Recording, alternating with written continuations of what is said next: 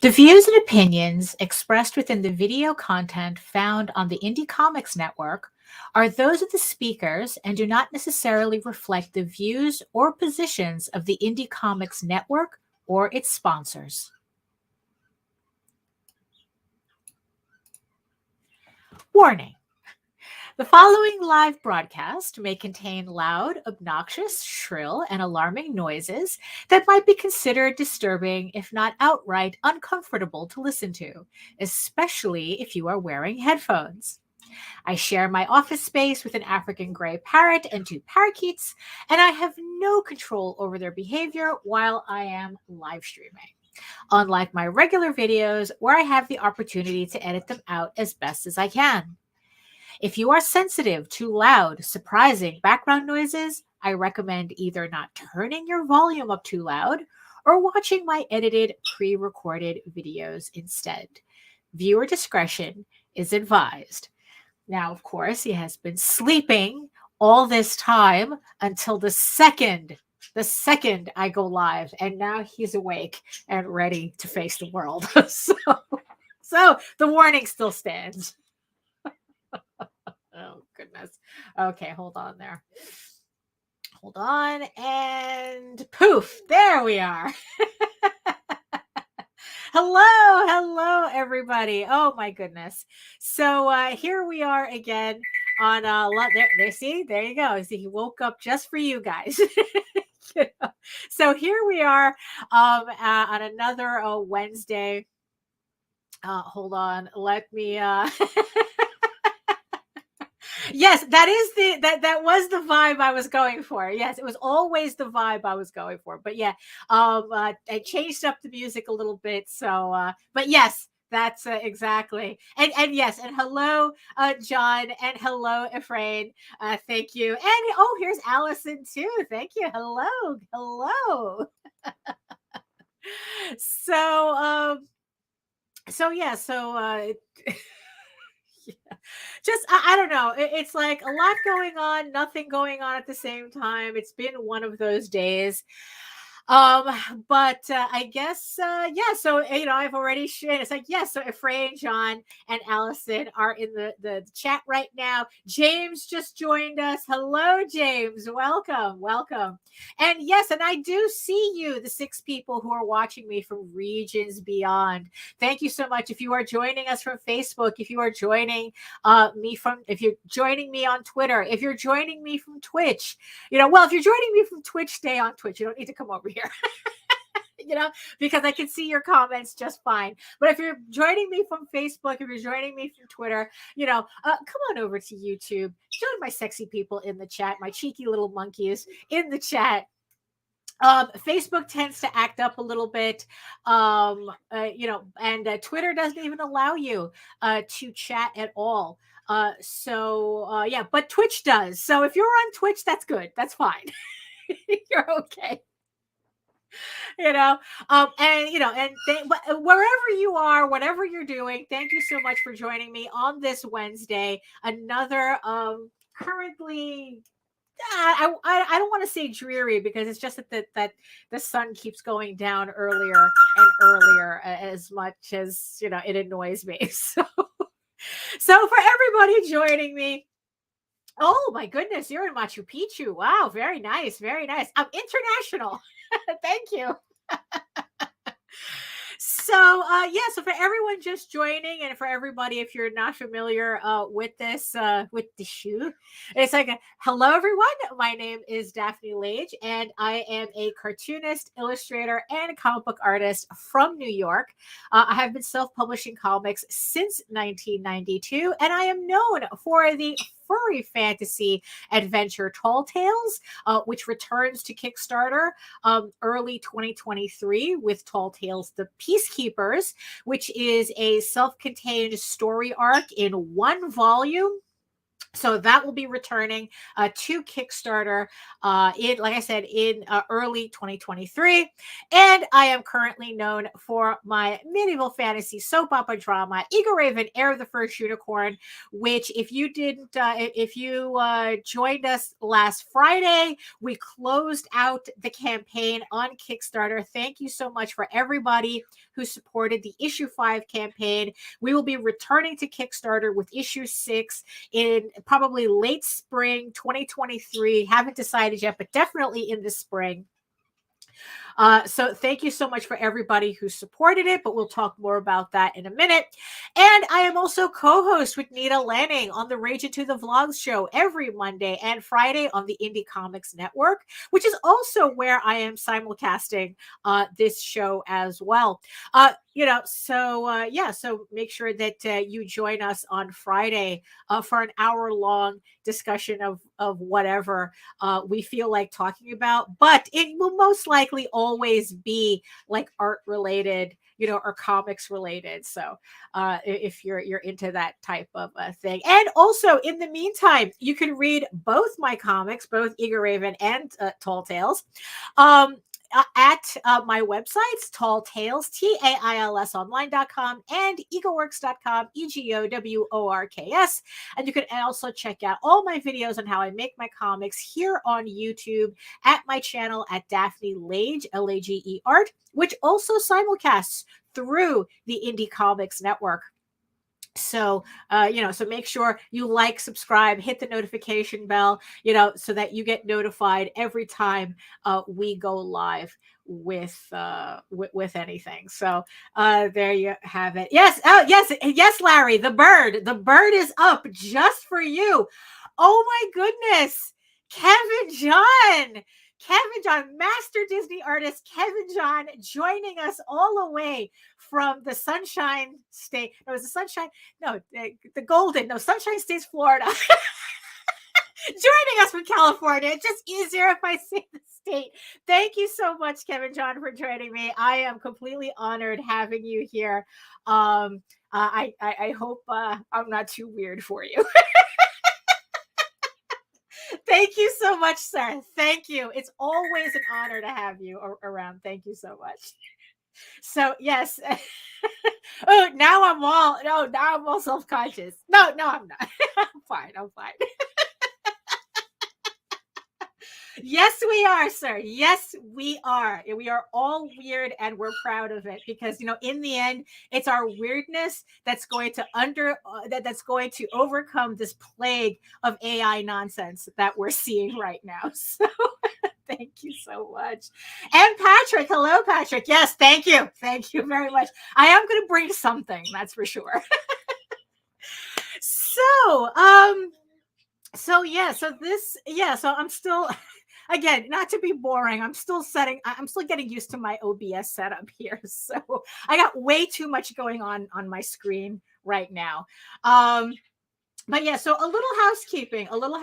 So like I said, we closed out, we as in me, closed out, well, me and Nita, actually, we closed out Eagle Raven, Heir of the First Unicorn on Kickstarter on Friday.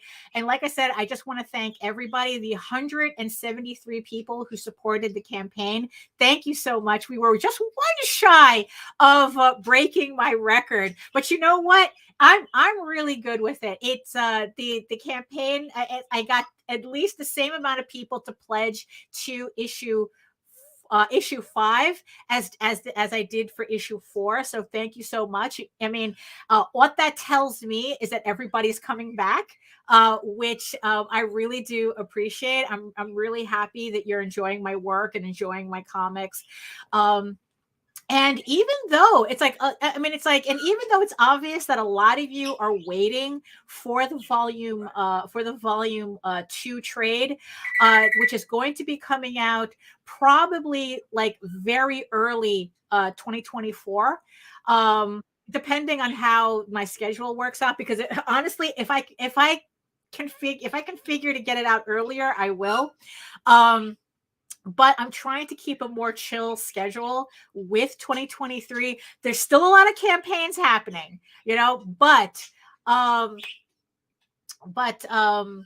it's like, I'm trying to keep it less stressful than what it's been in these past 2 years. Yes, I'm sorry. Yes, wow, indeed. So like I said, thank you everybody for supporting the campaign. I am currently putting together all the files. And I'm just waiting for the last of I guess the accounts to go through. There's certain people who I guess they need to update their credit card information or whatnot. So Kickstarter usually bothers you for a week. So that you kind of get your payments together and whatnot. And then on Friday I'm going to do a final count, probably late Thursday, so I can send out the files on Friday. I'm going to do a final count for how many books and everything that I need, and send all the files out on Friday. The thing is, one of the things though that I just want to make an announcement about. So there was a short story that I was going to add to the issue 5 comic.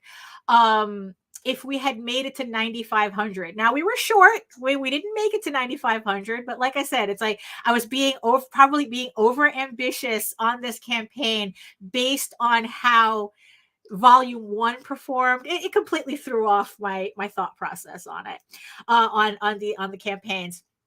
So, and the thing is, I was really looking forward to printing this story in the issue, but of course we didn't make it to that goal. So we didn't get the extra 12 pages to be put in issue 5. So you know what? As thank you for everybody supporting the campaign, I will be sending out a PDF of that story for everybody anyway. So we didn't make the physical goal of getting the short story printed. So what I'm going to do is I'm going to send it out to everybody as a PDF. Thank you for supporting the campaign. For those of you who don't know, it's like along with the main storyline for Eagle Raven, which is 15 issues. I have all these little side stories that are based on kind of like these random vignettes that I wrote, that it's like that they didn't quite fit into the main storyline, but I think that they were kind of cute on their own, and they actually kind of help with the character development somewhat. It's for Eagle Raven and all her friends, all the characters around her. But if I had put them in the main storyline, it would have a kind of like bogged down everything. It's like with comics, you kind of like, you got to be a little bit punchier, with the storyline. So what I decided instead is to do these stories separately. And then eventually what I'm going to do is I'm going to collect them all into a separate trade paperback called Tales from the Outer Kingdoms. And it's going to be kind of like a supplement trade to Eagle Raven, Heir of the First Unicorn, so that you kind of get all these little stories. But in the meantime, I thought that it would have been cool to like use them as stretch goals and add them to, Kickstarter as Kickstarter exclusives. But like I said, we didn't make it on this campaign. So like I said, keep an eye out when I start sending out surveys and everything, because I will be adding that PDF. Everybody on the campaign who supported the campaign is going to get it. It's a PDF, and I think that you guys will enjoy the story, especially Joe, who who's who especially loves my little stories. So thank you so much. So as you can see on the table right here, what we have is kind of a continuation of what we had from last week. This is another page from Tall Tales Tears of the Mother, which is again my furry comic, my furry Lord of the Rings adventure. And last week, I was showing all of you how I was kind of pushing my way through getting these pages done. And instead of, like feeling like I was forcing myself to get these pages done, what I was going to do, I was going to try to like remove that aspect of it and just do the easiest panels possible, the easiest panels first, and then work my way to the more complicated panels. Just to kind of like force myself, like what I'm kind of doing is like kind of creatively boxing myself, so that, okay, so it's like when I finally get to those really, really obnoxious, why did I draw so many characters in this panels? um, they'll be the last things I'm doing. So it's like, oh, well, if I just finish, it's like when I finish these complicated panels, the book is done. So that was kind of the thought process that I brought up on last week's episode. And so we're going to be continuing that today. So again, it's like this is Tears of the Mother, issue 6. This is page 21. I have on the table. We'll get a closer look at it in a couple of minutes when I get everything switched over to the desk. And the hope is, well, the goal, because this is one of the books that I'm going to be releasing in 2023. So I'm 6 pages. Is it 6 pages? Let me look at my to-do list. 1, 2, 3, 4, 5. I'm 5 pages left to finish this issue. So I can have, at least this one is just black and white, so I don't have to worry about getting it flatted. So once it's done, all I have to do is just finish lettering it, and the book is good to go. I have a cover for it and everything. It's just that I was a little all over the place with this one. I mean, honestly, I don't want to say I made the mistake of pausing it to get issue 1 of Ego Raven done, which is now up to issue 6. Oops.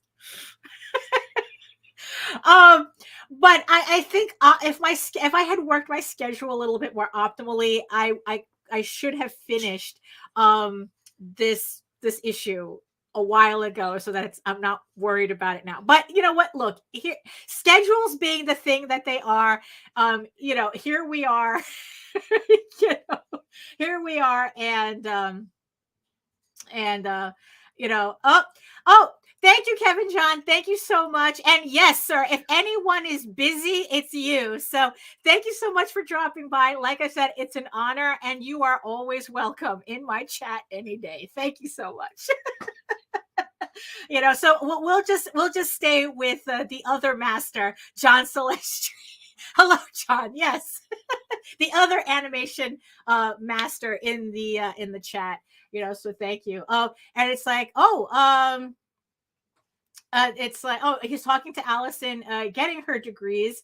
So that's it's like I think I must have missed something, but and Efrain is just saying, I just finished making a Batman killing Joker. What, like a print or a poster for something? I mean, yeah, we're all trying to keep busy here, and yes, hoping to do 2 comics next year. Yeah, it's like Godspeed. It's it's always, it's the grind. It really is, and that's kind of the thing that I want to talk about today before I transfer over to the art table. And by the way, only because Nita's in the background watching the VIP room.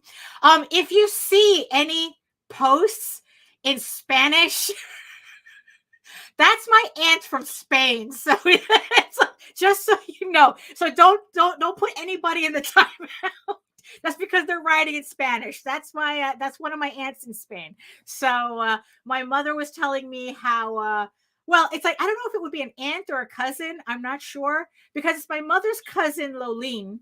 And she said that she was chatting, that she was typing up. I don't know if she was in the comments or in the chat, and she was afraid that I wasn't seeing them.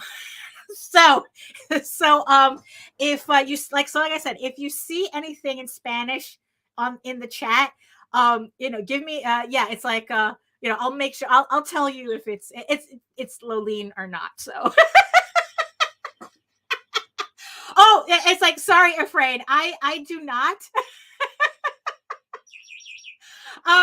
I do not speak Spanish. I am Spanish. I was born in Spain. I was born in Valencia. Um, but I do not speak Spanish. Unfortunately, when we came to the United States, it was during a time where the trend was not to have your children be bilingual, because it was considered um, a step back in development. That's like, oh, you're going to confuse, you're going to, because what's funny is like, I thought it was something personal to me. And the more people, I spoke to several people around that time, who also around that time, and they had the same problem. They said that their parents were told, do not, choose a language and stick to it. It's like, do not make your child bilingual. It'll just confuse them. So that, it seemed that was a thing at the time. So yes, I do not know. Yes, I unfortunately, although I understand it somewhat, but don't ask me for instructions in Spanish. Oh, you too, right? So you're either, so depending on which conversation we're following in the chat, Jay Solano is talking about how he's Spanish but doesn't speak English, doesn't speak Spanish, or he's also getting an astrophysics degree. Which is what Allison is doing. Yeah, I know, right? It's like I said, I thought it was just an individual thing, but it's like, no, this was really common back then, So, but so it's so that's the thing. So that's what's going on. A little side thing here. So yeah, so as I mentioned to Kevin John, being weird is going to be the way that we actually kind of like step above this whole AI thing that's happening right now. And it's like, I don't want to get into too deep of a conversation about AI, because I'm kind of saving all that vitriol for House of Bob. And but the thing is, though, is that there's certain conversations that are inadvertently being had because of this. And and I want, and the thing is, though, and it is kind of bothersome to me, in probably a little bit more than the AI thing, because honestly, this was something that's probably been percolating before the whole AI thing. And with this whole emergence, this whole explosion, this however, it's like, look, look, all I can say about AI, it's like, at this point, because like I said, the conversation exhausts me and I'm saving it. But this is pretty much, it's like, look, use it, don't use it. At this point, it doesn't matter, because the genie's out of the bottle. But one thing's for sure, though, whether it's ethically sourced or not, I swear to God, it's like AI is like the factory farming of the creative field. I swear to God, it's literally like I'm talking about a slaughterhouse. It is the slaughterhouse of art. It's like where all these creative bodies are just completely processed into creative ground beef, and like I said, the genie's out of the bottle for that. And it doesn't matter whether it's like grass-fed artists or not. If you're looking to have a career in commercial art, that noose is tightening around your neck. I mean, it's like, that's, and I personally don't know how to stop that. But like I said, we can go more into detail on House of Bob later. It's like, so the thing that I was seeing, the thing that I was seeing in a lot of these conversations is, it's like artists, like aspiring artists, like the idea that this whole thing is going to kill aspiring artists.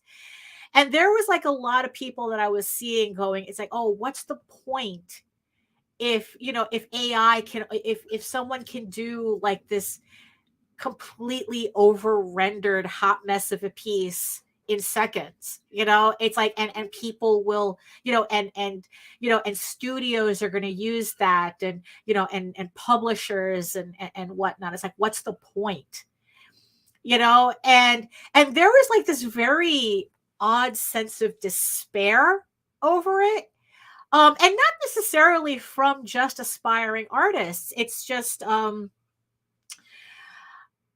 it's like there was like kind of, it's kind of it's like, what, it kind of like way too many people online are really they were really determined to make this, oh, what's the phrase? I just had it. It's on the tip of my tongue. This learned helplessness as a personality. Way too many people online have really absorbed learned helplessness as a personality trait. And I'm kind of on two minds of that. I mean, it's like there was a tweet that I saw of somebody literally despairing. It's like, oh, what's the point of practicing if an AI can do this better than I can now? What's the point? And on one hand, I want to say your despair is the point. That it's like, the fact that you still want to do this and you want to push through that feeling, is the point. It's like that's what separates you from the AI. It's your this emotional upheaval that we all have about our art. It's like it's the messiness of being human doing art. That's and still pushing through and wanting to create. That's the point of doing art. And also the asshole side of me is like going, then perish. It's like, if you're going to be sitting in your learned helplessness and going, what's the point? What's the point? I might as well quit. Then, like I said, the asshole side of me says, then just quit. Because it's like, if that's your personal answer to what's going on, then maybe you had nothing to add. You have nothing to add to it. And it's like, it's very gross, and it's like, yes, it's like, it's very gross to have to feel that way, but it's like, I really do think, I mean, that this is kind of like, for this part, this is how strongly I feel about, this is the time where we have to latch on to our humanity even more in order to create, and to just give it up because some amoral tech bros wanted to do the easy part, and scrape our artwork to be able to do that. I mean, the technology may be inevitable, but the thing is, though, is that we are still valuable as humans doing artwork, as humans. I mean, there's a couple of things that I want to show. So this one was a tweet that I saw that was kind of part of me thinking about this. And the dream of AI art is the chance to win the prestige and accolades that can come with creation, while avoiding the vulnerability inherent in sharing something you are proud to have made with your labor and your heart. A godsend for lazy and curious cowards. And then another one is, as an artist, I can safely say that AI completely ruins the point of making art. The difference between an artist and not an artist isn't born skill. It is the passion to learn the skills. AI artists don't have that passion and just try to skip to the end. And that's the thing. And that it's like, so in the end, it's like, we have to all, as creative people, as artists, it's like, in this field, that it's like, look, it's like, me personally, I'm not worried one iota about being replaced by an AI. Kevin John, I know for a fact, is not worried. He doesn't get the work that he does because he's worried he's going to get replaced by an AI. Disney doesn't want an AI version of Kevin John. They want Kevin John. I mean, it's like, Lucas, same thing. They don't want an AI facsimile of Kevin John. They want Kevin John. It's like, so, with me, the 173 people who supported my Kickstarter, you guys don't want an AI facsimile of what I do. You want what I do. Just like I don't want, all my favorite artists, it's like Arthur Adams, Neil Adams, Mike Grell, and, Wendy Peeney. It's like, I don't want AI facsimiles of these people.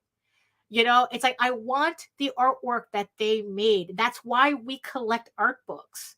Right. I mean, it's like, that's why we collect things. That's why we collect the comics that we do, the books that we do. It's why we support the Kickstarters that we do. It's why we buy the art prints that we do.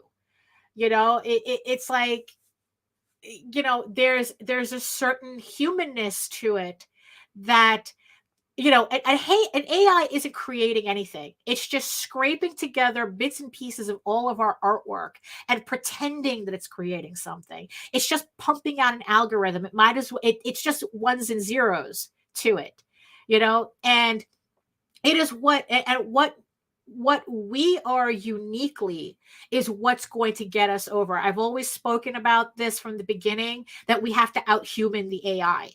And the more human our artwork is, the more passion we put into it, the more, it's like the more we struggle. It's like the name, the title that I'm going here, it's like, is the struggle worth it? Is the learning worth it? It's like, it's not the point that the AI can shit out these these grotesqueries in seconds. That's not the point. It's like, the point is that we push through the haze of our constantly churning emotional states to learn how to do these things. It's like, we learn from each other. We learn from, from everywhere. Our entire surrounding is inspiration, and yeah, and that's the thing. What the AI does is not inspiration. It's like me looking around my room and I take inspiration from my environment, and turn it into something. And here's the thing, unlike the AI, a lot of times I fail at what I'm trying to convey. Like, that whole feeling where it's like, you have this image in your head, and it's like, no matter what you do, you can't seem to quite get it on paper. Here's the thing, a computer figuring it out for you is not the point, because I've told Nita this, several times, that it's like, especially in the last 2 years, it's like, I've been really feeling like my artwork has been making these leaps and bounds, these complete jumps that has been like thrilling to me. It's like that there's something about, having to work so in such a concentrated amount of time in the 2 years since the lockdown happened, that I've been seeing my artwork make jumps that I haven't really seen in like the past years before that. you know? And it became a high that I'm chasing. you know, it really did. That it's like, holy shit, this, like, something clicked, like these rules clicked, something clicked, and it's like, and now I'm able to do it. Now it's like, I'm not afraid. I'm not as afraid of having to do my work, because this finally clicked. Maybe it didn't click like it turned me into Arthur Adams, but it clicked that I became a better version of myself, and that's the high that that's the high that I'm chasing, that it's like, it's like, okay, it's like, okay, if I could use the AI to make all these scenes and whatnot, and make, you know, just poop out stuff, it's like, what am I getting out of that? I'm not getting anything out of that. It's like, okay, I could trace it's like, you know what? It's like, it's like I can take photo references, and then it's like I put it on my light box and I try to kind of like trace them out to try to figure, it's like, okay, what makes this work? You see, that's the thing. It's the whole skipping to the end part, because like, yeah, okay, we can have an AI do something for us. But what do we learn from that? It's like, in the end, it's like, as creative people, we have to think, we have to really sit down and think as to, when shit comes to Shinola, why do we do this? Why are we even doing this? Because it's like, it's like, we're not fixing toilets here. I mean, it's like, but the thing is that before there was indoor plumbing, there was fire and there was art. Like, even the wheel came after. I mean, when your ancestors were sitting around a fire trying to keep a saber-toothed tiger from eating their children, right? They had the fire and they were doing art on the cave walls. So art is our legacy. That is literally our historic legacy. And it kind of reminds me of the conversation that I had when Disney, that I had with you guys, when Disney was wanting to trademark Loki and Thor and Norse mythology in general, and just, the nonsense that they were trying to do, and trying to trademark Day of the Dead and all that, trying to trademark culture, and how mythology is it's our cultural birthright. And we have to fight back every chance a corporation tries to make it their thing, tries to take what is our birthright and turn it into something that only they control. And this is what's happening again. It's like, you have these companies who are making these programs, who are making these apps, and they are trying to wrest control of our legacy, of our creative legacy, our birthright. Art is our birthright. And they're trying to take that away. And the thing is, and they're doing it in a guise of, we're democratizing art, when what they're really doing is diluting the pool. And what I mean by that is, it's the same way where everything is about STEM. You got to learn STEM, STEM, STEM. Got to teach your kids STEM, teach your kids to code, teach your kids, the hard, the tech sciences and whatnot. If you want to survive or something, they're not doing that because there's a shortage of people in STEM. There is absolutely not a shortage of people in STEM. What it is that there's a shortage of people in STEM who will do the shit cheap. And by flooding education with this idea that STEM, STEM, STEM, they are then in turn flooding a market that they want to destroy wages in. And this is the exact same thing they're trying to do with art. Because I've spoken about this in my video for Comic Blast, because the sentiment was exactly the same.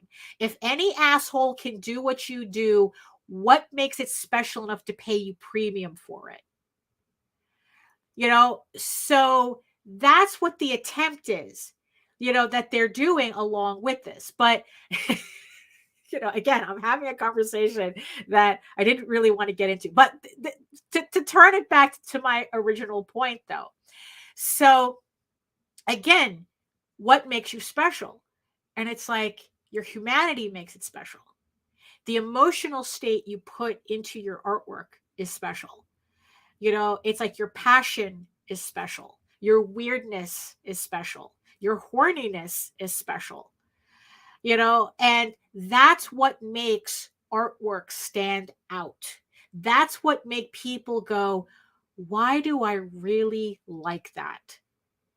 Because in the end, it's like, you know, certain things, it's like because in the end, it's like we're connected to people, not technology.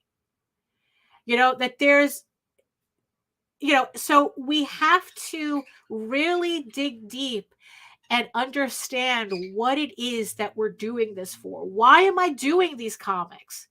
It's like, why am I, raising, why am I, struggling to raise $5,000 on Kickstarter? When there are people who are pandering to the mob, making, you know, making like 5 figures, 6 figures, you know, because, like John said, well, it's like, John Celestri, where's his comment, it's like, yeah, it's like, yeah, as an artist, I have unique stories to tell. No hack pushing buttons can do that. Right. Exactly. So it's like, I mean, it's like there are people hacking out comics without AI. They're just following a checklist. Like I said, they're pandering to the mob and they're making this money. So even without taking out the whole AI thing, right? Why bother? It's because we have a story to tell. It's because we have these worlds to create. It's because that we have this thing that's a compulsion that we have to do. And we have to do it our way. It's like, because it's like, if I have to pander to a crowd, look, I'll just go work at a print shop. I'll just go back to working, running a Xerox machine. If I have to pander, for money, it's like, look, I'll just, there are easier ways to make money. But if I want to tell a story the way I want to tell it, then this is what I have to do. And it's like, and I have to grind and I have to hustle and I have to, really like, not only in marketing, but, like with the campaigns, with the additional training that I have to do to push my artwork to the next level, and that's what makes my book stand out. It's like, is it buried by the algorithm? Is it buried by a campaign making $250,000? Yeah, sure. Of course. I mean, but the thing is, though, is that I can say that people read my books, that I am proud of the books that people are reading from me when they buy my book, what they're reading. And, and it's like, yeah, it's a slow grind. But honestly, it's like, if I could skip to the ending, what would be the point of that? It's like, it's like, I always, I always say that, success never tells you anything, but failure always leaves a roadmap. And it's kind of the same thing here. The hard work gives you a roadmap. The hard work shows you a roadmap. If you just jump, to the end, okay, then all you're more concerned about is making literal content. It might as well just be spaghetti sauce, and getting, all these likes on Instagram for posting this trash. I mean, that's really all you care about, because it can't be for the money, because ain't nobody paying you for your keyword jockey shit. Because you know why? The 14-year-old, the 14-year-old niece of their CEO can do it. It's like the intern, the guy working, the mailroom as an intern, he could do it. So it's definitely not for the money, but at the same time, these people are fighting for kudos and accolades that they're never going to get. We are never going to see you as you are never going to be our peer because you didn't put in the work. It's like, because there is nothing that I can learn from you. You see, and that's the thing too. Every artist that I know, every writer that I know, I learned from, and they learned from me.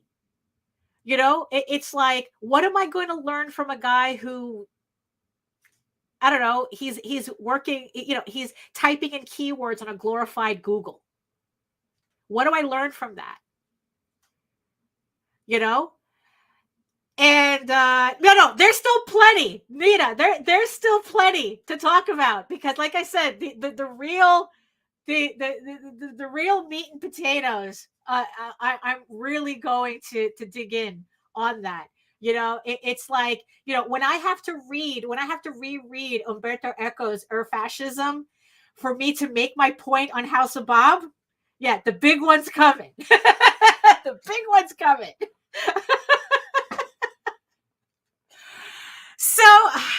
So, okay. So, I think I've spoken enough on, face value, face to face. I know you guys want to see me actually do some inking. So let me just, kind of leave you with a couple of things before I transition over. So, here's a quote from Kurt Vonnegut, where he was talking, where he says, "When I was 15, I spent a month working on an archaeological dig. One of the archaeologists asked those kinds of getting to know you questions you ask young people. Do you play sports? What's your favorite subject?" And I told him, "No, I don't play any sports. I do theater. I'm in choir. I play the violin and piano. I used to take art classes." And he went, "That's amazing." And I said, "But I'm not good at any of them." And he said something then that I will never forget, and which absolutely blew my mind. "I don't think being good at things is the point of doing them. I think you've got to do all these I think you've got all these wonderful experiences with different skills, and that all teaches you things that makes you an interesting person, no matter how well you do them." And honestly, that changed my life, because I went from a failure, someone who hadn't been talented enough at anything to excel, to someone who did things because I enjoyed them. I had been raised in such an achievement-oriented environment, so inundated with the myth of talent, that I thought it was only worth doing if you could win at them. And Kurt Vonnegut has also spoken about, this is how you build your soul. So while while I transition over, so I can start continuing to build my soul, because boy, is that thing under construction. I'm going to leave you also with this. And did I forget to? Oh, rats! I forgot to do it. Never mind. You know what? I'll just do a little plug, and we'll just I'll transition over. And where the heck is my shit? Here it is. I'll be right back. It is difficult to write these words, but I must for my own sake. I have done, seen, and been part of many things in my life.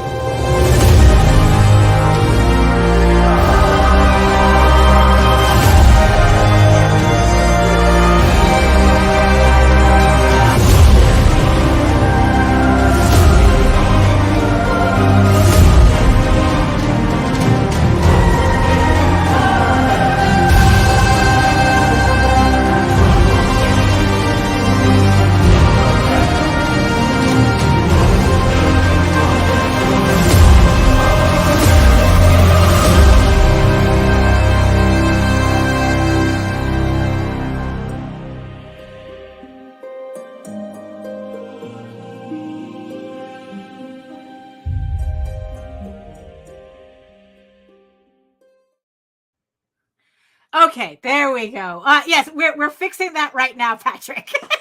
We're fixing this right now. So Okay, so there we go. So for everybody who's like wondering, it's like, when is she gonna stop talking? Okay, I'm starting. All right, I'm working. I'm working. You know, which goes to show you, that no matter what happens, this is where the magic really happens. You know, um, that no matter what, it's like I made a joke on someone's on someone's Facebook page, that it's like when artist alleys are filled with AI printmongers, the people who are going to get all the attention are the people who are just doodling in sketchbooks. Because in the end,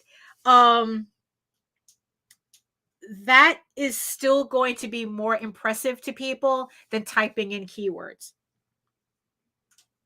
So, okay. So, all right. So like I said, here's the page that I'm working on. As usual, I am using a rapidograph. These are architecture technical pens that like I said, I don't recommend for people to learn how to use, but if you're feeling adventurous, you can try to use anyway.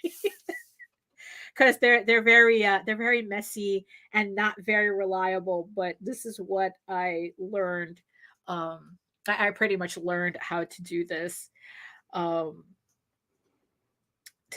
on, but so so that's you know so yeah, also if it's one thing that I got to if it's one thing that I got out of a lot of the stupidity of a lot of this discourse, like I said, way too many people showing their asses online as to how much they love art but hate artists. But at the same time, I really do think they hate art too. You know, but kudos to the guy who tried to compare using AI to a Roomba replacing a housekeeper, because it made me remember that I had a Roomba to fix, that I had to fix it and put it somewhere where I actually remember to use it. So so the stupid thing about that comment though is that, which made me laugh, because it really does show me how much people really, really misunderstand just any technological advance at all. Because so yes, I have well, it's a knockoff Roomba, but it does the work just the same. No, that is not what we're saying, Patrick. That is not what we're saying. Um so I remember like looking up trying to find some reviews or something about the type of Roomba, that the Roomba thing that I have, the robotic vacuum, let's just call it that, the robotic vacuum. And you would be amazed. You know how people how the one thing you learn from Amazon is that nobody knows how to do goddamn reviews. That it's like, no matter what item you look up on Amazon, it's like nobody knows what a review is, what a review entails. They're always complaining about something that has nothing to do, like, oh, the packaging, the Amazon packaging was damaged, so I'm giving this product 1 star. Like one has nothing to do with the other.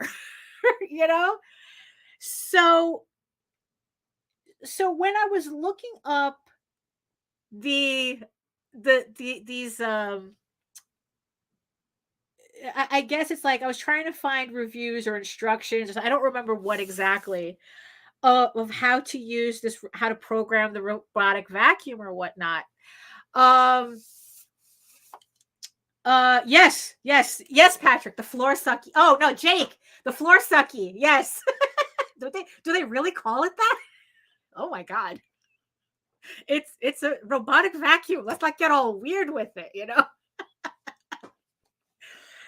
You know, so so I'm looking up these reviews and oh my god, the amount of people who were tight over the fact that the robotic vacuum doesn't clean everything. You know, it doesn't get in the corners. It doesn't pick up everything. It misses spots. It doesn't clean the toilet. It doesn't clean the bath. It's like it doesn't do windows. It's like I mean, it just I mean, obviously I'm exaggerating, but the thing is though, it's like they really were complaining how it's like, oh, it doesn't clean enough. You know, it's like everything, it's like, oh, it missed a spot and it didn't do this, it didn't do that, and I still had to monitor it. And it's like, you know, I had to show it where the base was, and it kept, you know, and it's like, and it missed all these Cheerios that I purposefully dropped on the floor to prove a point, which is what they did. um and I'm like going, holy crap, you nasty ass people. The vacuum is just for maintenance. You still have to clean your goddamn house. You know? I mean, it's like these people were literally blaming this Roomba or this vacuum or whatever for for doing things that you have to do on your own. Yeah, you have to get on your hands and knees and get in the corners if that's important to you. The robot is physically not built for that type of detailed cleaning. You know, if you're going to purposefully throw shit on the floor, yeah, it's not going to pick everything up. You know, and it was just like absolutely amazing in a horrifying kind of way, where these people literally thought they could replace their housekeeper with this thing. And it's like, oh my God, that's not how that works. And, you know, I really do think that there's a lot of people who think that an app is going to do the same thing, where it's like, where I really do think that they're going to learn the hard way that oh, I still need an artist. You know, where it's like, because here's the thing. I mean, it's like if everybody is pumping out the same type of artwork, right? It's like your project is going to be just as buried as if as if you did nothing. And they're going to realize that it's like, oh, they're going to start getting mad at the AI. It's like, no, you were supposed to replace artists. You were supposed to be better than artists. I mean, this is my fanciful thinking. You know, it's like, I would like to think that that's what's going to happen. You know, that it's like after enough projects are flooding the market, and and people realize that the artwork doesn't mean anything, that it's like, no, people are not going to just like the novelty of an AI comic is going to be fleeting. I really do believe that. And these people who are pretty much betting the farm on this technology, they're going to be even more mad at the idea that they can't completely get rid of us. Because you see, because in the end, it's like what they're jealous of is what we've worked for, and they want what we worked for, but they don't want to work for it.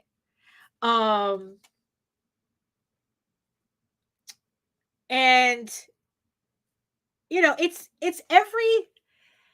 you're at a convention, you're sketching in public, you're at a coffee shop, you're at the museum sketching, no matter what, right?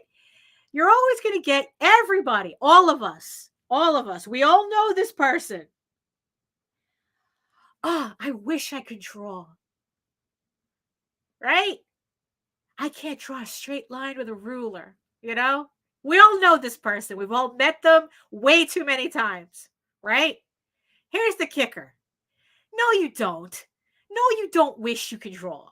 No, you don't. Because you know how I know? Because you're not drawing. If you're not drawing, you're not an artist. You're not creating. If you're not, like, even if, that's like say, oh, I wish I could learn, I wish I could play the piano. It's like, dick, you can. It's like you can learn to play the piano. It's like it, but the fact that you don't, that's a choice. Because it's like, in the end, what you're telling me is that what you really want is not to draw, but to get where I'm at right now without working. I want to be a CEO, but I just want to show up. I want to have a successful podcast, but I just want to sit here. It's like, that's how you guys, that's how these people sound. You guys, I'm not talking, no, not you, but that's how these people sound. Yeah, that's like, I wish I could draw. No, you don't, because you'd be doing it. Right. Yeah, exactly. You're too busy. You'd rather be playing video games. you know you'd rather be doing everything else but studying the blade, right? Well, you were too busy fucking around. See, that's the thing with that's the thing with all these people. While they were too busy fucking around, we were studying the blade, right? And that's the part that they don't want. And they think this is their shortcut. And I think that after the whole novelty wears off, because if everybody's doing it, who cares, right?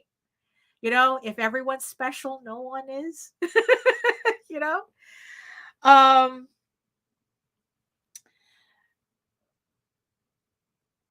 Once that novelty wears off, what's going to happen? They're still going to be mad at us. They're still going to be mad at artists for being artists, because it's like, hey, I can get my commissions done if my power goes off and I lose internet connection. I can still get my work done. I can be not online right now and still be working. You know? That's the part that they hate, that no matter what, we're still going to have something over them. You know? It's like, I just find it funny how it's like, and then it's like, okay, everybody out there who is trying to use this as a cover for, who's trying to use ableism as a cover for their excuses, you guys can go fuck yourselves. I mean, for real. I mean, absolutely. Because trust me, if you're fucking yourself, it means you're not bothering with the AI because you're busy doing something else. Because I have seen way too many people try to use the whole thing that if you're criticizing AI, you're ableist because it's the only access to art that disabled people have. And I go, are you fucking retarded? Although probably I shouldn't be saying that. Probably shouldn't be saying that. Oops. Okay. All right. Yeah, I shouldn't be saying that. Are you unwell? Are you unwell? It's like, yeah, that really is a word I should be taking out of my vocabulary. It really is. But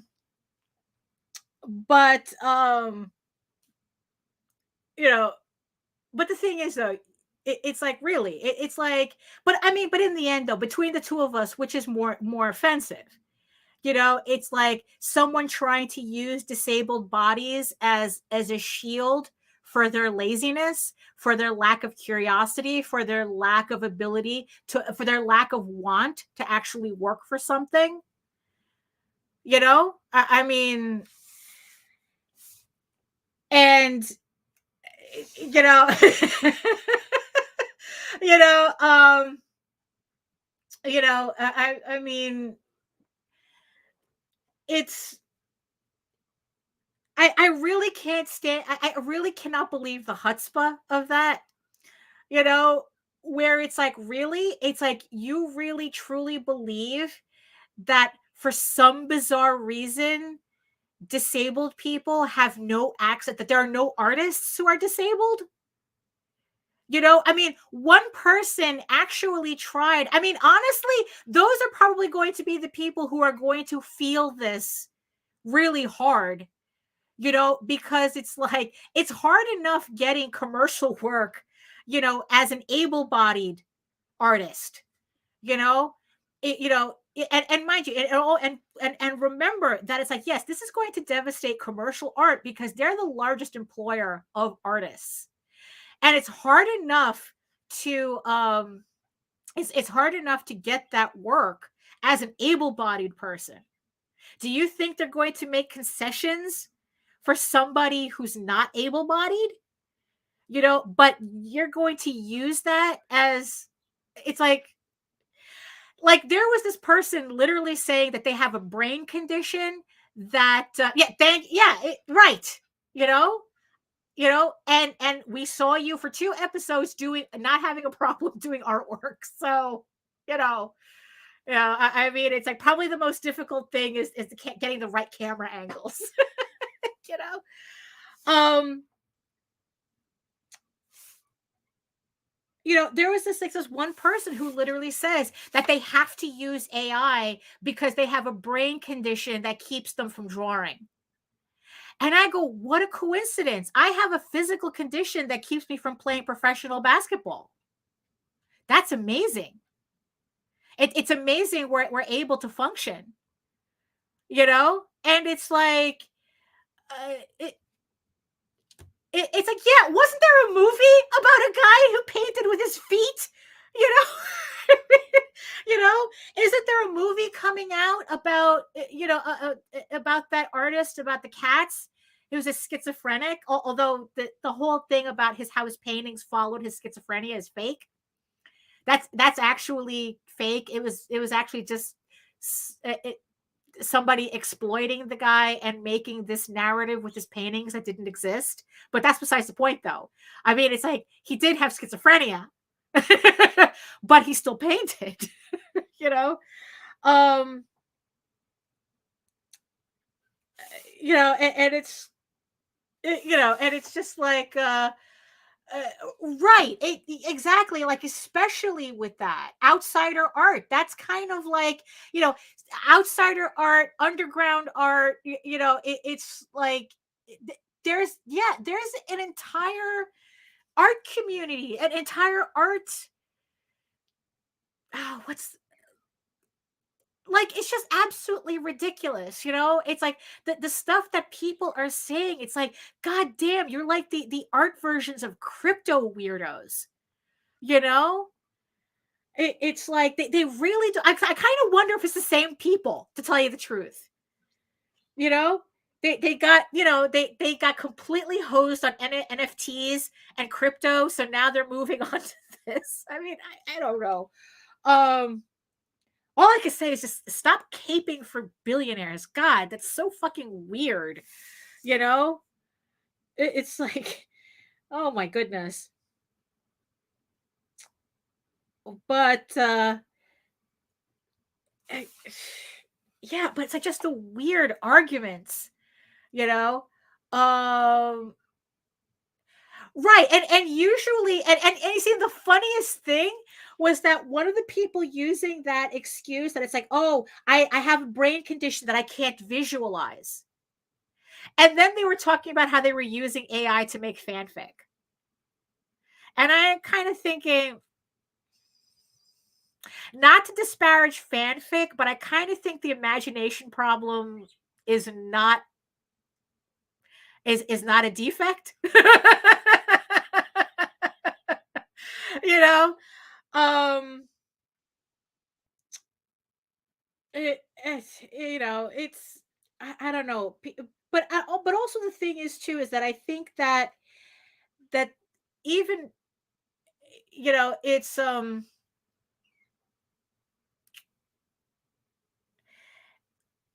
what is it? It's like so many thoughts that I'm trying to save because Jake is talking about outsider art, right?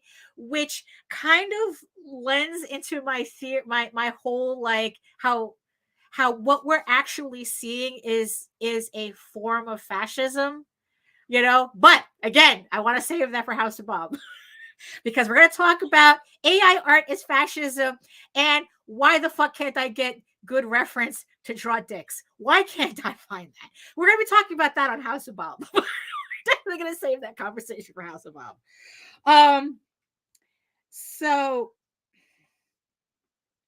oh my goodness. Yeah, there's just like so much. And I completely forgot to put my music on, which, to tell you the truth, actually kind of brings me to a conversation me and JD had. Okay, so let me put the music on. Okay. Let me start the music. So let's see. So yesterday, these are all like this is kind of softer music. It's like piano concertos or not this time around. So can you guys hear it? Can you hear it? Is it too low? Is it or you want me to put it up louder? No, it's fine. Okay, good. Like I said, I have Nita in the background monitoring everything for me. Um, so JD's been watching this documentary about Mozart. Um, and it's pretty interesting. It's because what it is that they're talking with I think it's mostly a German documentary, and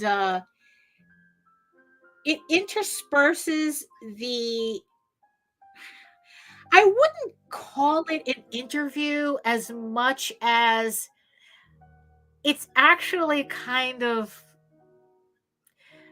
verbal masturbation about Mozart.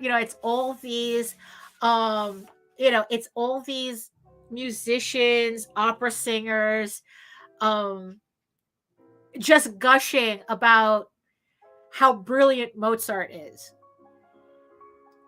And they're really not adding anything to the conversation. Although what I did find interesting, what I actually found interesting about the documentary is they intersperse the interviews with letters that that Mozart actually I keep it's like Mozart's his last name. Amadeus yeah, it Mozart. We'll just stick to Mozart. Yeah, my brain is all over the place. Where he's, so they interspersed it with readings from his actual letters. To his father, to his patrons, to his wife, it's like just letters all over the place. And how you got, and it was really interesting to hear how you got like kind of like a real sense of Mozart as a person. Because it's like, the movie Amadeus is completely fabricated. It's like the historic part about Mozart is true, but everything else in that movie, it might as well be Lord of the Rings as to how fantastical it is. Because when you actually look up the reality of what but even the guy who did the stage play, who that Milos Forman did based the movie on. Hey, hello, Wolfgang. Yes, I was trying to remember his first name. Thank you. Hey, Joe.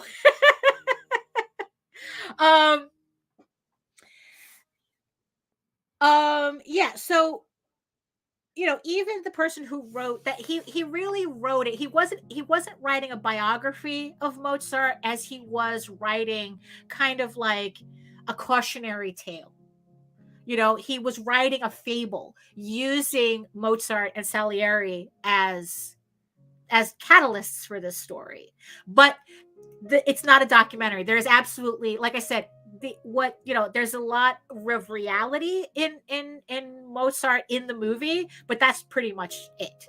Everything else is so what was funny about the letters is that the letters actually reinforced the movie a bit in terms of Mozart's characterization, that it's like, yeah, Mozart was kind of a dick, and he was like he loved trolling people with his music, you know, and it's just, really funny. I mean, it's like, the fact that Mozart has an entire concert where it's just like, I think like it's all curse words in Italian or something like that.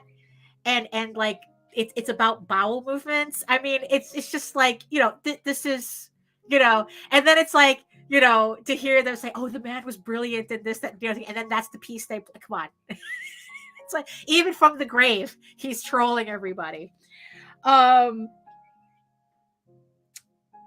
So well, the thing is, so like I said, it was like all these, opera singers and whatnot.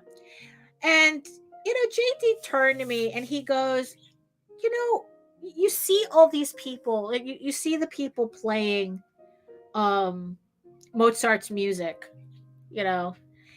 and these are very skilled performers, highly trained and whatnot, opera houses, the whole thing, right? But he goes, I can't help but look at them like performing monkeys. Like, you know, and it's like, and it kind of made me stop, you know? And he was like, oh, yeah, because he goes, it's like, yeah, it's like their entire careers are based on the work of a dead man. Like, it just feels very robotic. Even it's like there's no real, like, he goes, where's the passion? Like, where's, like, he goes, I'm not seeing like an actual passion for what they're doing.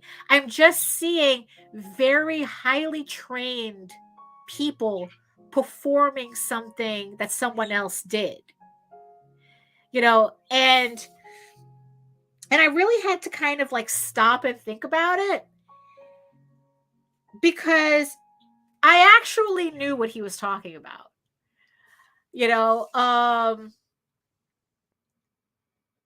Because when you really boil it down, that's exactly what they are. I mean, that's their job. They're literally a cover band. These trained performers, they're a cover band. I mean, we're never going to hear what Mozart himself did.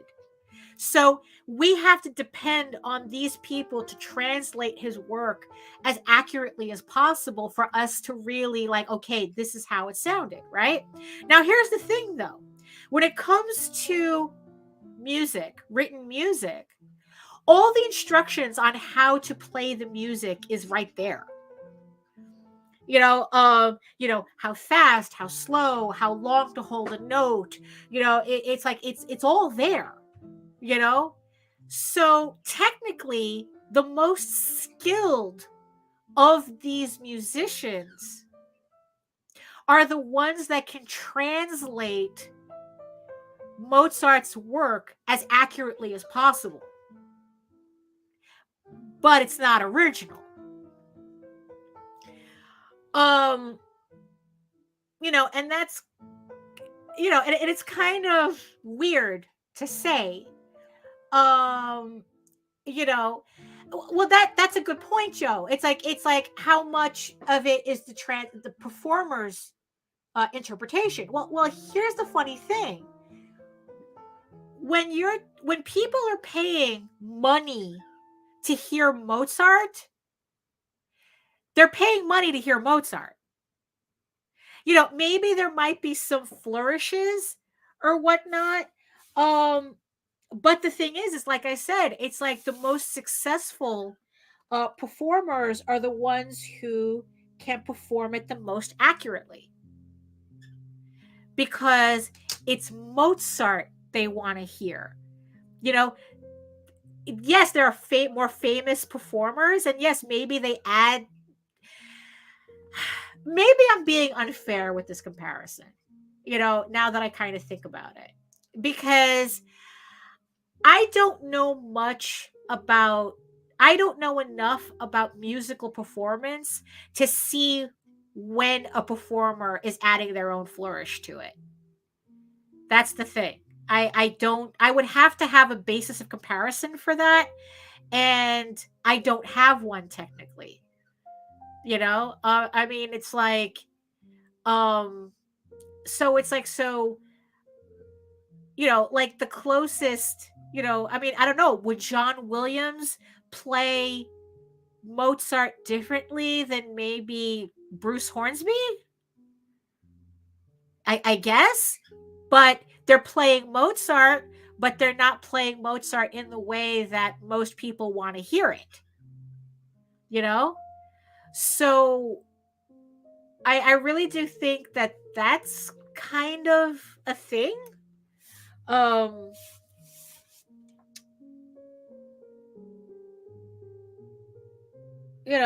so yeah, so it's like, I don't know, it's like, I guess it wasn't as easy of because here's the thing too. There was a statistic that I remember reading. I mean, this was years ago, so I don't know how accurate it still is, but how China is the largest exporter of concert pianists. Um,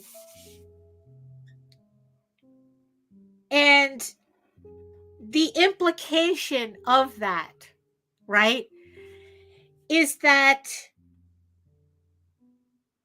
you can be trained to play like Mozart. You can be trained, you can be trained to perform music in a very specific way for a very specific audience en masse. You know? Right. You see, but I think Shakespeare is different because there are no real notes to, like we still don't know what, like there's kind of like theories as to what it might have said. Like, I know that there's a British, of course it would have to be British, right, that there's a theater group in the UK where their whole thing is performing Shakespeare as accurately as possible, like with the accent and the type of English that he used and everything. Um, but in the end, it's still kind of a guess as to, well, it's a very educated guess, you know. You know, I mean, it's like, I guess they're as close to the research as possible. But like I said, it's like, the music, as far as I know, Mozart's music pages still exist, as far as I know, and everything is based on that. And like I said, especially with music, the instructions are very strict as to, if you want to play Mozart the way Mozart meant it, you follow the instructions exactly. Which I think people who are aficionados of Mozart, that's what they want to hear.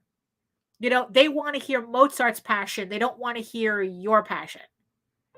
It's, I kind of compared them to well, so they had the orchestra and whatnot, and I kind of compared them to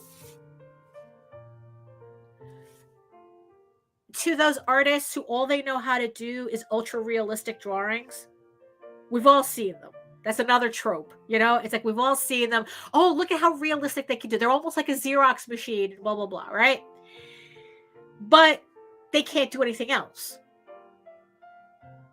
And, and in the end, it's like, it's not really the artist's rendition that's important to people viewing it. It's how accurate it is to, I guess, whatever photograph that they copied.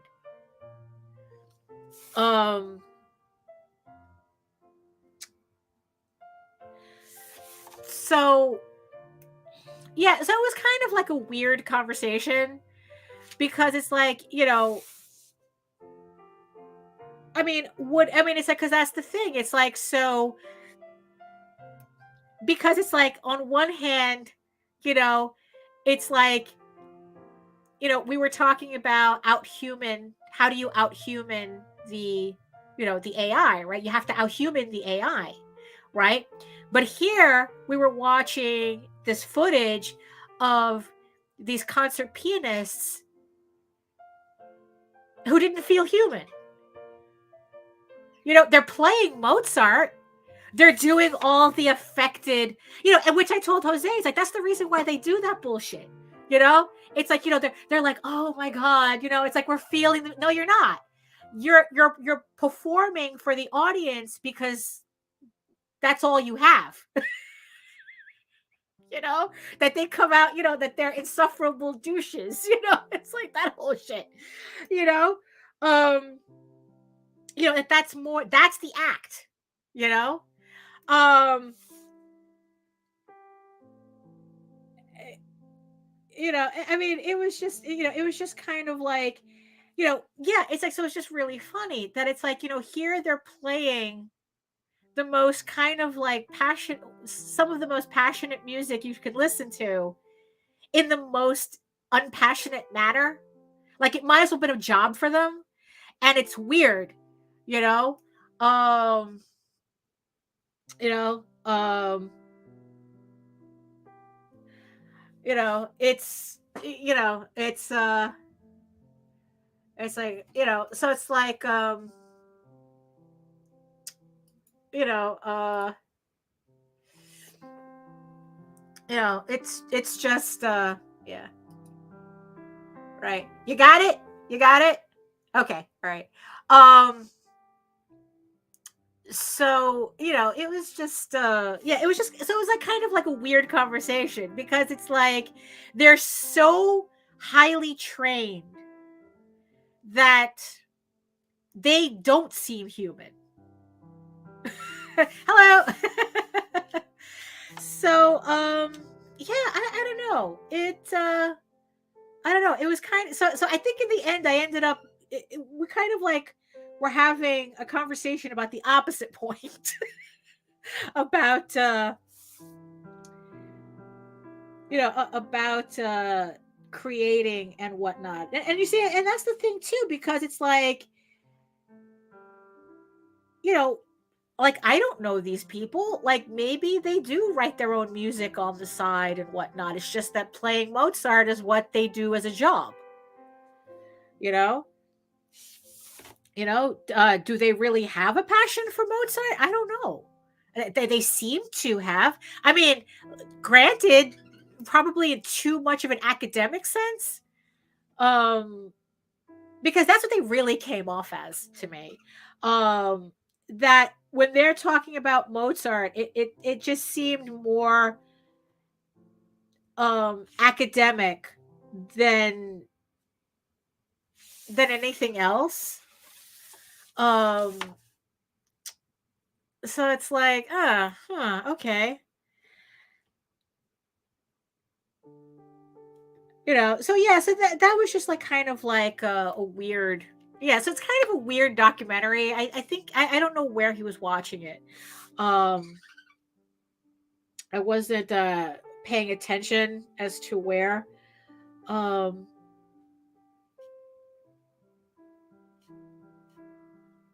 but that was kind of the weird thing too, about thinking about really highly trained illustrators who could do like ultra realistic portraits and whatnot. And it's like, yeah, can you be so highly trained that you actually forget that you're a person doing this, that it's not just a job? Um, you know,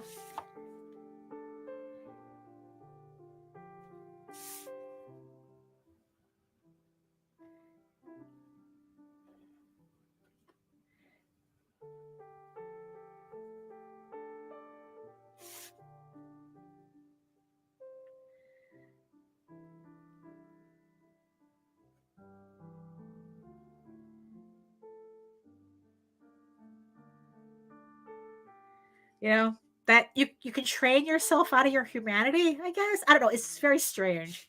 Very strange. Um did you Allison, did you see there's another documentary that's pretty good though. This was pretty fascinating. And here's the thing too. I think that this is kind of uh related. It's called Tim's Vermeer, right? So it's about the guy who created Maya, right? Or was it Lightwave? One of the I think he might have created both actually. So the guy has money. So what he did was that he became obsessed with figuring out what did Vermeer do in order to create the paintings that he did that were so different to his contemporaries at at the time. And what he could figure out in terms of research, like this is a question that I guess that has been researched and whatnot, and from his own research, um he ran on the theory that Vermeer used um a type of camera obscura to do his paintings, because the thing that fascinated him especially was Vermeer's usage of light that nobody else was using at the time. And what he set out to do was not only to follow this theory, which he was able to kind of like play around with the idea of using a mirror and I guess like painting a photo based on like the mirror overlapped, and it was kind of like tracing with paint, and he was determined to prove that Vermeer may have used something like this for his paintings. And the way he went about doing that was by building the environment and the camera obscura contraption and repainting one of Vermeer's paintings. I forgot what it was called. I think it was the piano lesson,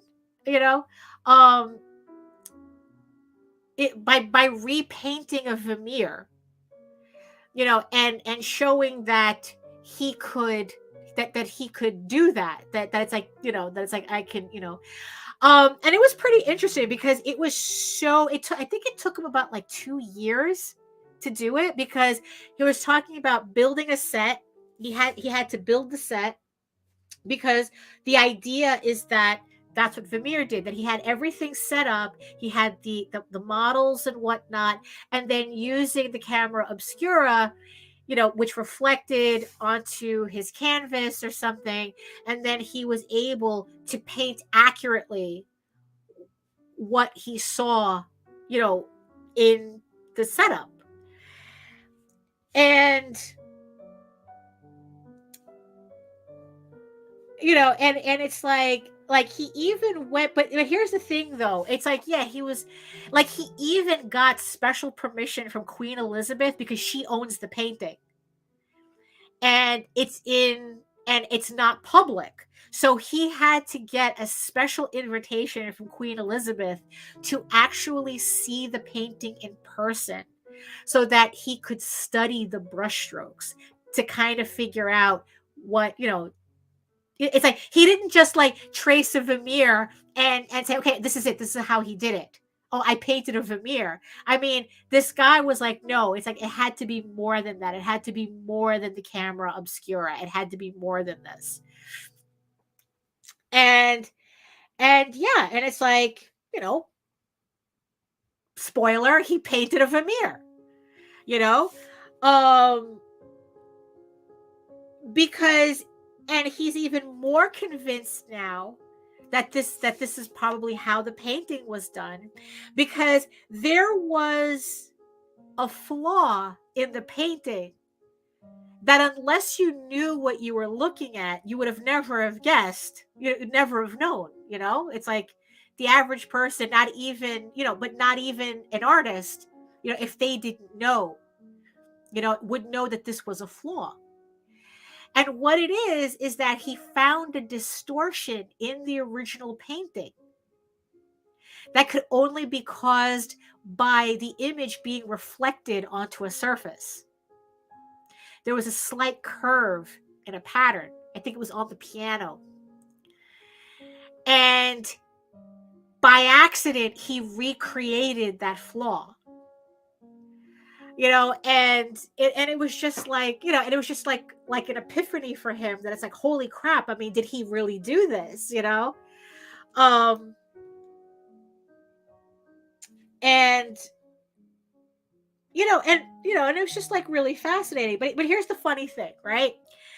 So when he used his process as a way of adding to, the discourse around this, he was there was complete pushback from academic circles on this. No way Vermeer used a camera obscura. No way. It's like, absolutely not. Vermeer was a rare talent. He was just able to do this. It's like there was no way that he would, use this type of cheating. Are you saying Vermeer cheated? And I think he only found like one scholar who actually he was able to work with, who was like, yeah, let's run with this, hypothesis, But here's the thing, though. So every time, so everyone would look at this contraption, go, oh, that's cheating. Vermeer would have never done that. He's a real artist and blah, blah, blah, right?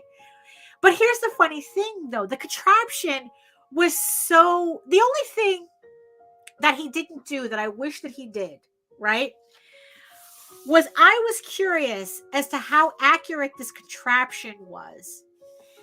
If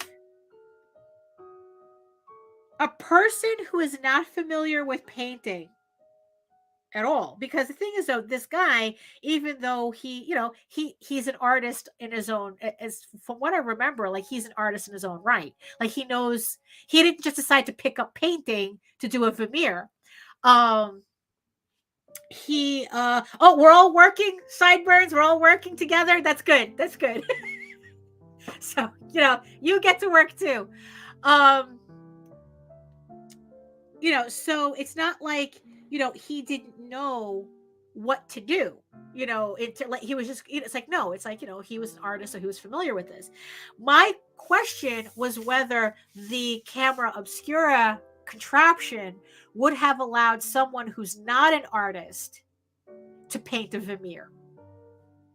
You see, and I think that that's different. I really do. And of course, there's going to be, dicks going, oh, but it's like, but that's okay, but AI isn't, well, here's the thing. You still need to sit down and paint. It's like, even if you're using a camera obscura, you still have to learn how to use it. You're being physical, with the paint, with how to hold the paintbrush. It's like, and there's going to come a point where you're going to, I would think that you're going to come a point where it's like, oh, it's like, even though I'm tracing, I'm not really getting what's on the paper. And we've seen this, right? We've seen the kids who don't know how to draw trace, right? And even their tracing betrays the fact that they don't know how to draw. Like, they're tracing, but there's something about how they move the pencil and how they, they press too hard. The whole thing, right? We've all seen them. How it's like, yeah, you're tracing. This is a trace. There's something about your lines that betray you.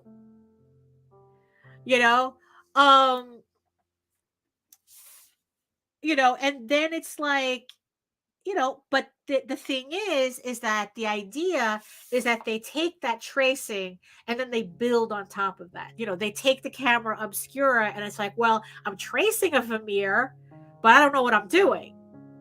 And then what makes them an artist is when they start studying how to make how to make the paintbrush work the way they need it to, how to make the paint, move the way they need it to, yeah, they're using a camera obscura, but what happens afterwards? You know, that's where the artist separates from the average person. Because it's like, would the average person spend 2 years just to say they painted a Vermeer? Most people won't even last 10 minutes. That's why this AI thing is, like it's the instant dopamine hit to them. Because it's like, oh, they type in a keyword, poof, and that's it. Oh, I created this. No, you typed in a keyword.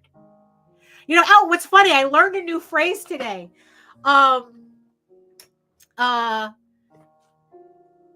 Prompt engineer.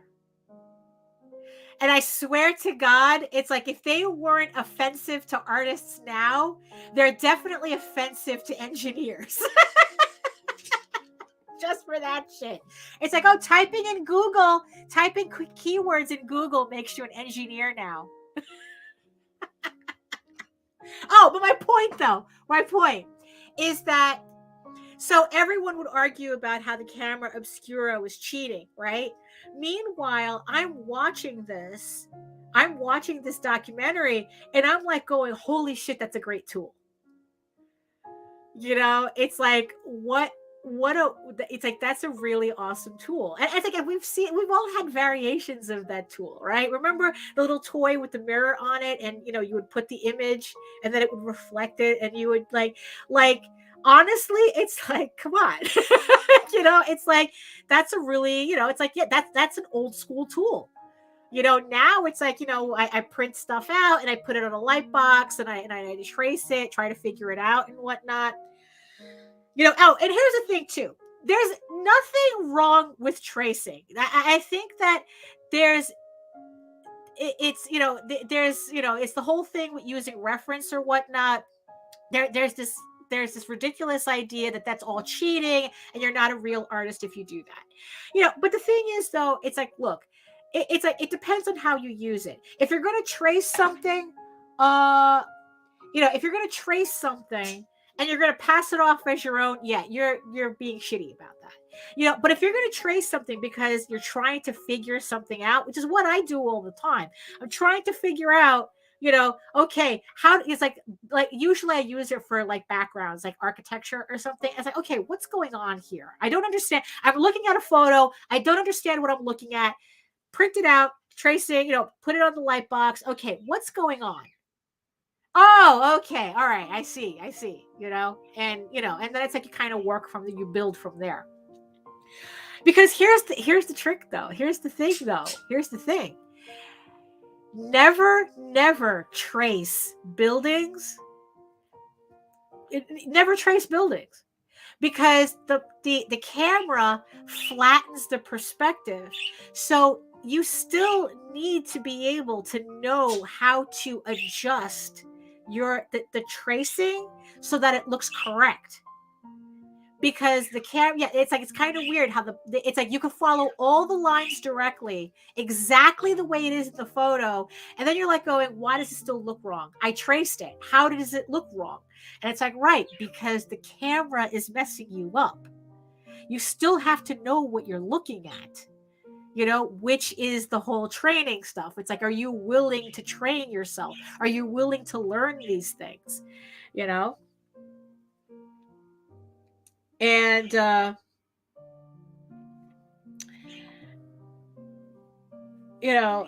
it's just and it's like, yeah, it's just funny, how it's like, like these academics are, oh, it's like, this is cheating, and it's like, no, it's not. It's like you're obviously not artists, which it's like, it's like, well, tracing breaks composition. Well, it's like I said, you have to know what you're looking at for the tracing to work. Yeah, and it's like, and here's the thing too, what you're also creating too by tracing is you're creating muscle memory. You're creating that mental, yeah, exactly, exactly. You know, it's like you're using that, you're you're filling, you're help filling your memory of this, so that there's going to come a point where you don't need to trace, where it's like, okay, I'm familiar enough with how buildings work, so now I could just do this myself, you know. um so um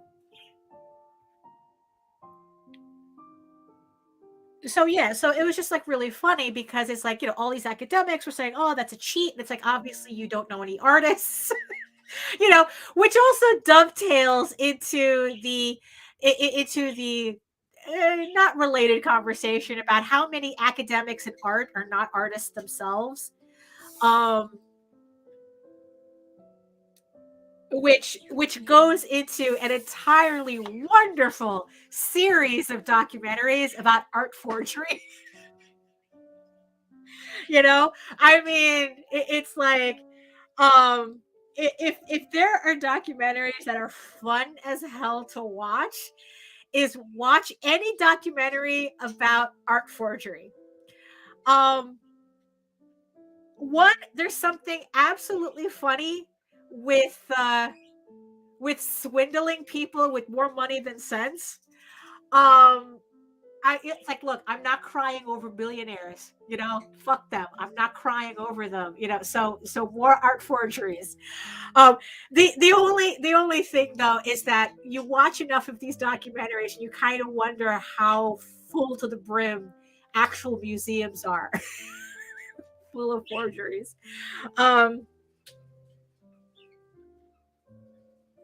because a lot of these forgeries, they really, because there was one guy in particular, the one documentary in particular, where it was just this guy who, he made forgeries of everything, but what he did was that he would donate it to local museums. He would donate it to them to museums.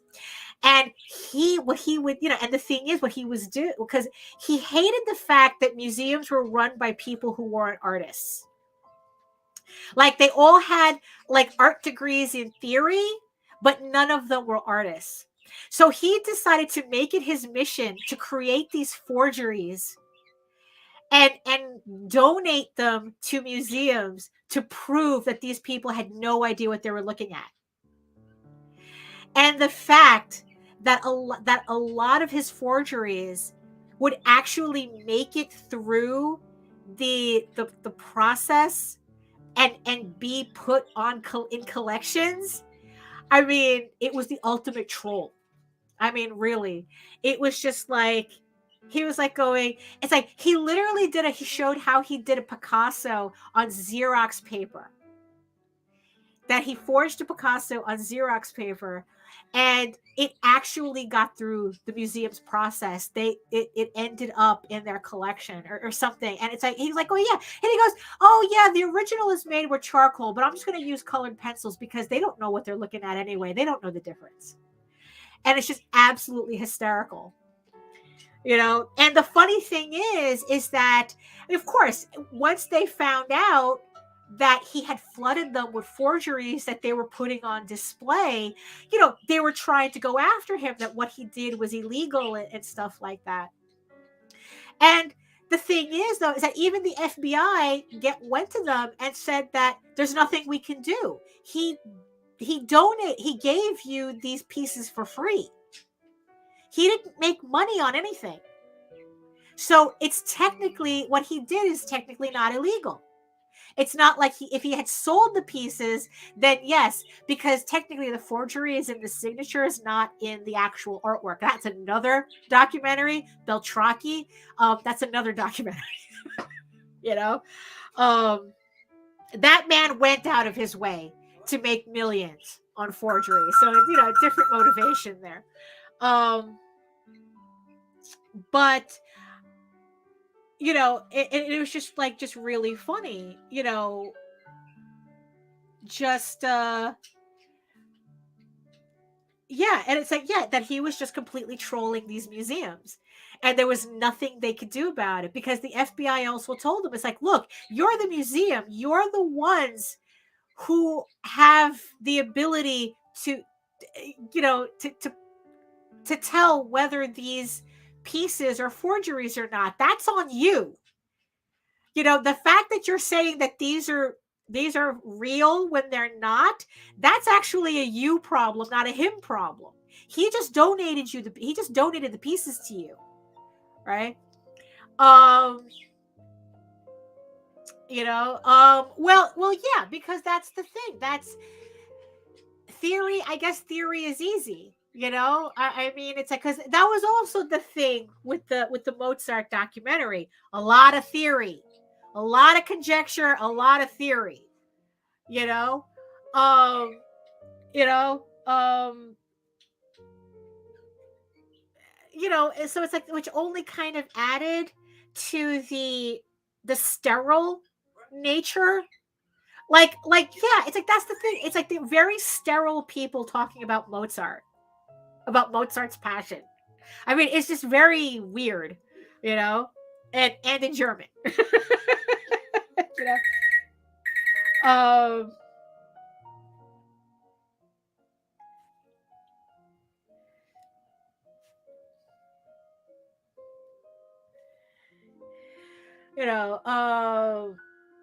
You know, I mean, it's like, yeah, it's like, yeah, you be and right, Jake, and it's like and these you watch enough of these documentaries, and you're wondering who the heck is driving at these museums, because it's like Beltraki especially. Like, I wasn't Beltraki, or there was another art forger where he says that he sold thousands, that he has thousands of paintings in museums, thousands. And he says that, and in private collections, and he says that he doesn't dare say which ones there are, because he says, I've sold these forgeries to very wealthy people who will become very dangerous if I say. If he admits which paintings, I mean, it's like, really, it's like he's talking about, if I admit to which paintings are mine, I I am going to die. I will be murderized in the next month. It's like, I mean, it's like, I mean, but yeah, but it's like, yeah, so it's like, any document, I have yet to watch a documentary about art forgery that wasn't insane, that wasn't absolutely, just bonkers, you know as to, like, how they get away with it so long, and just like, and honestly, the reason why they get away with it so long is that once you break into that entire process, where your forgery is now um has been listed as real, how too many people will bend over backwards to protect that, because if they admit that they let that they didn't do their due diligence enough to find the forgery, that it puts all their expertise in question. So they literally protect it. He says that the reason why he got away with it for so long was because too many people are invested in protecting it, because too many people have their reputations riding on this due process that they claim that they're experts in. And it's just really, really funny. It's just really funny. um it's kind of like everyone's their own worst enemy, you know but not for nothing, though. When the shit hits the fan, the only people that goes to prison is the actual artist, not the people who, like, sold the artwork as real, not really the people who said that it was real. I mean, it's like it just goes to show you that money really does protect you from things. It really does protect you from a lot of things. You know, um, and yeah, it's like I said, it's just I've never seen one of these documentaries that wasn't bonkers. Yeah.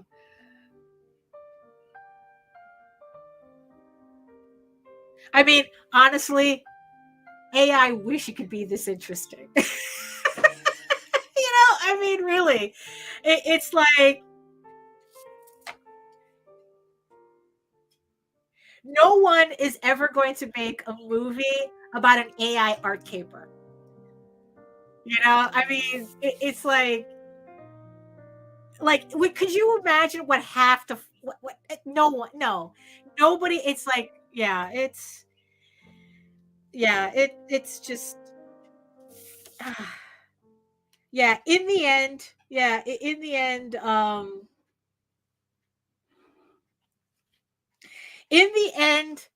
actual artists will survive.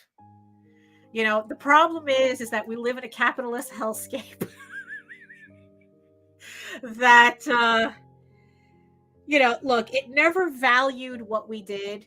If we're talking about the entirety, it's like, yeah, you're going to have companies, more creative companies, who know the value of art done by humans. They're going to know the value of that. Companies like Condé Nast are not going to. Like Hearst, they're not going to. Because it's like, um, yeah, the point that I want to make there, house above. So, um, but yeah, ain't nobody going to make a documentary about a prompt engineer. Give me a break. Ain't no Ocean's 11 with someone's prompt keywords. That's not gonna happen. you know I mean, and the thing is that it's like, look, Joe, it's like, and especially, it's like there's no comparison to seeing the actual thing. We spoke about it more in detail. We spoke about it last Wednesday. It's like, you know what? It's like, yeah, it's like, look, you can see copy after copy and photograph after photograph. Look, not even photographs, can really show you what you're missing when you're not in front of it. I mean, it's like me and Jose were talking about. It's like, you know what? We really need to go to a museum before Christmas, because I want to see the Metropolitan Museum with the Christmas tree up. Um, and there's a Guillermo del Toro exhibit at the Museum of Modern Art. We're probably going to go see that one first, because of the whole Pinocchio thing. So he has an exhibit there. So we're probably going to go see that. Um, so I can go visit Starry Night while I am there. And Francis Bacon. Um, so, and Alexander Calder. I always a fan of Alexander Calder's mobiles. Always, yeah, it's like, oh yeah, I know. It's like, when we finally go, I'll definitely talk about it. But yeah, so I'm looking forward to that, to us going there to see the yeah, because it's I think it's more about Pinocchio than it is a general Guillermo exhibit, because I know that I don't remember if it was last year where he had a traveling exhibit from Bleak House, where it was a lot of his major pieces from his collection at Bleak House, which is his art collection. He literally has a house just for his art collection, because his wife said it has to go someplace else. You have too much shit. So he bought a second house that he turned into, I guess, like a private museum for himself. And he took some choice pieces on tour, but it never came to New York. I think it stayed mostly on the West Coast and Mexico. And yeah, but it never came to New York. So this is probably the closest we'll get to seeing a Guillermo exhibit right now. So yeah, so we're just hitting the top of the second hour. Um, so yeah, so there we have it. So here's what I have so far. Um, right, yeah, and I'm it's like actually it's like here there's actually a train station that was designed that has artwork designed directly by Roy Lichtenstein in the system. I forgot which station it was. But yeah, but he has an installation there, a permanent installation there. Like he designed the tile work for this particular station. Um, you know, so so that was so yeah, I haven't been to MoMA in a while, so yes, I'm looking forward to that. So, like I said, so here it is, the work that I've been able to do so far. I've been pretty happy. I finally got like everything that I needed to penciled, so now it's like I could just sit down and ink and get all my commissions and my short stories and whatnot. And the last of these pages, just ink through them. So I'm really happy with that. I do have a couple of things also. Also, it's like I guess like so. Let me just shut the music off and yeah, because there's something that I wanted to mention to everybody um before oh there we go. So before I left. So here's the thing. So speaking of House of Bob, right, which if you want to see the rest of the if you want to get I guess kind of like the more sensational side of this conversation about AI, I will be discussing that on House of Bob on the 31st of December, 8 p.m. to 10 p.m. So if you don't know, House of Bob is an adults only live stream that me and Nita, do once a month, like I said, where I do adult artwork and we both have more adult oriented conversations that you're all more than happy to join in on, as long as you click the I am over 18 button to get into it. So join us on the 31st. Start your new, it's like, or end your year with some furry porn with us and some bitching about AI. On House of Bob, 8 p.m. to 10 p.m. Eastern on the 31st. And this is the thing too, if you did not watch our last show, Nita had explained that we are launching a sister channel to the Indie Comics Network. It's going to be called Indie Comics Network After Dark. And what we are planning on doing with that channel is that we are going to be doing more adult oriented content on that channel. We're going to be moving House of Bob to that channel.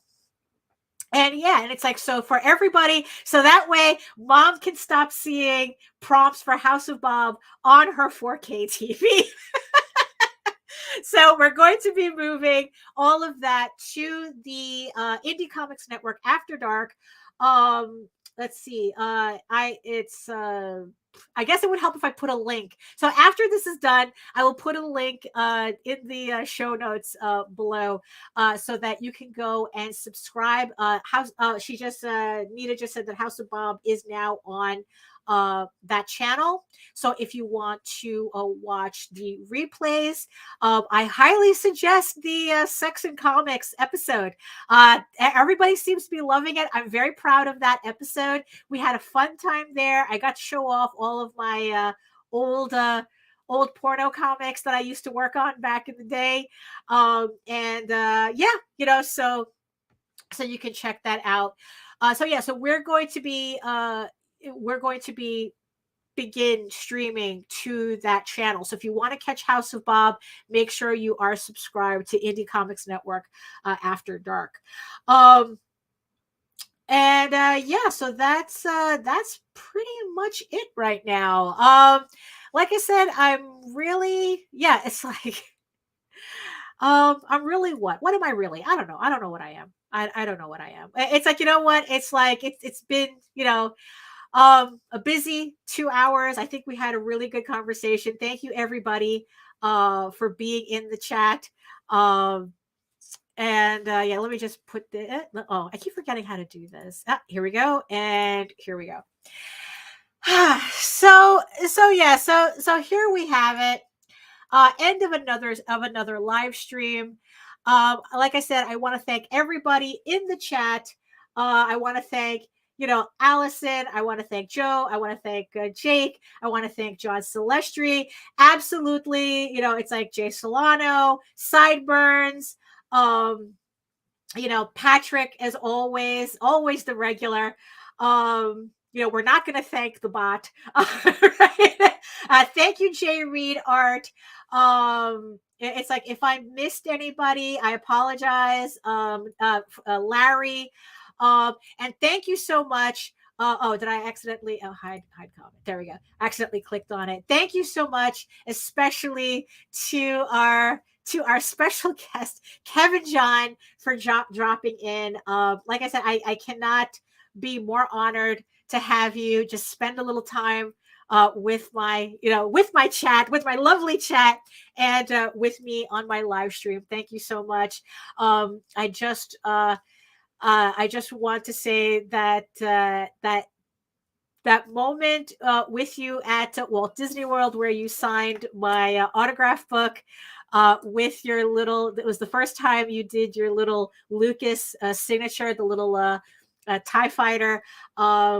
It's like that whole moment meant a lot to me. And I'm really glad that you liked the piece that I did for you. And I am glad and I'm very happy that we could, kind of share, this whole thing that we're doing. And yes, and definitely stay weird, bro. Stay weird. So yeah, so that's, so that's my that's my moment right now. Let me just bask in that for a little bit. So yeah, so again, thank you so much for joining me. And I guess might as well get to the we're at the end. And yes, and thank you to the 12 people who have stayed with me till the end, who are watching me from regions beyond, and that big eyeball on my StreamYard. Thank you so much for joining me. I hope we were all able to work together, and just like have a good conversation, and just get stuff done, whatever it is you needed to be done, get done or whatnot. I hope you had a good time. So if you hold on, let me just fix this. Oh, there we go. So if you want to learn more about me and my artwork and why I'm like this, you can head on over to my main portfolio site at egoworks.com, EGOWORKS, where you can find links to all of my galleries and social media sites, but I mostly post to Facebook if you're interested in seeing sketches and current work in progress updates. And remember that you can also check me out on YouTube on both my channel at Daphne Lage Art, that's Lage, and the Indie Comics Network for videos and mostly, weekly live streams like this one here. I'd like to thank everybody watching me on Twitch, on Facebook, on Twitter. Thank you so much. I'd like to thank whoever's watching me on my website. I'm glad the code works so that I can actually stream to my website. So thank you if you're watching me from there as well. So thank you again. We'll see you, me and Nita, we'll see you again on Friday at 11 a.m. Where, I don't know, I'll find something to talk about, or either that or you guys can find me something to talk about. We did 2 episodes where it was kind of chat's choice as to what the topic's going to be, and those were pretty fun. So I don't know, we might do it again. So if you have any questions, if you have any comments, if you want us to talk about something specific, join us at 11 a.m. on Friday in the chat, and pop your question, and we'll talk about it. I'm tired, man. I'm tired. I still got a lot to do. But hey, but you know what? Thank you so much for joining me, and um, and that's it. So I hope you're getting your work done, all your artwork done, and and you know what? No matter what happens, art is always us as art, us doing art and us being artists. And mind you, any creative thing that we do, it's going to survive Skynet. I mean, no matter what, Skynet has no chance. Has no chance. We were there when fire was. It's like it's not taking us out that easily. So thank you again, and I will see you guys later. You're merciful God. He destroyed his own beloved rather than let a mediocrity share in the smallest part of his glory. He killed Mozart and kept me alive to torture. 32 years of torture, 32 years of slowly watching myself become extinct. My music growing fainter, all the time fainter, till no one plays it at all. His. Good morning, Professor. Time for the water closet. And then we have your favorite breakfast for you. Sugar rolls. You love those. Fresh sugar rolls. I will speak for you, Father. I speak for all mediocrities in the world. I am their champion. I am their patron saint.